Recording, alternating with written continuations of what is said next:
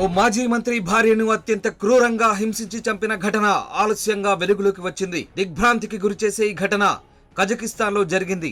మ్యాటర్లోకి వెళ్తే గతేడాది నవంబర్లో మాజీ మంత్రి కుయాండిక్ బిషింబాయేవ్ భార్య సాల్తానాట్ సుకెనోవా ఓ రెస్టారెంట్లో అనుమానాస్పదంగా మృతి చెందారు.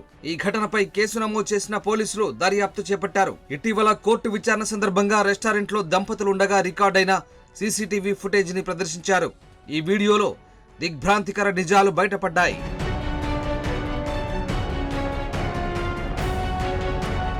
ఎనిమిది గంటలున్న ఈ వీడియోలో కుయాండిక్ భార్య సాల్తానాట్ ను దారుణంగా కొట్టడం కనిపించింది. ఆమెపై పిడిగుద్దుల వర్షం కురిపించాడు. జుట్టు పట్టుకుని ఈడ్చుకెళ్లాడు.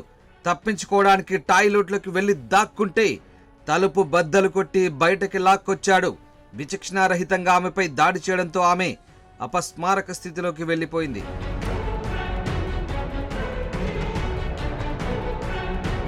రక్తపు మడుగులో భార్య అచేతనంగా పడి ఉంటే ఆమె ప్రాణాలతో ఉంటుందా అని జ్యోతిష్యుడికి ఫోన్ చేసి అడిగాడా దుర్మార్గుడు. ఘటన జరిగిన 12 గంటల తర్వాత అంబులెన్స్ అక్కడికి చేరుకోగా వైద్య సిబ్బంది ఆమె మరణించినట్లు ధృవీకరించారు. కజకిస్తాన్ ను కుదిపేస్తున్న ఈ కేసు ప్రస్తుతం సుప్రీంకోర్టులో విచారణ జరుగుతోంది. దేశ చరిత్రలోనే తొలిసారి ఈ కేసు విచారణను లైవ్ టెలికాస్ట్ చేస్తున్నారు.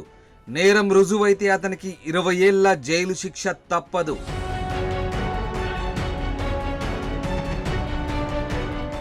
మరిన్ని వీడియోస్ కోసం ఛానల్ ని సబ్స్క్రైబ్ చేయండి. లేటెస్ట్ అప్డేట్స్ కోసం వాట్సాప్ ఛానల్ ని ఫాలో చేయండి.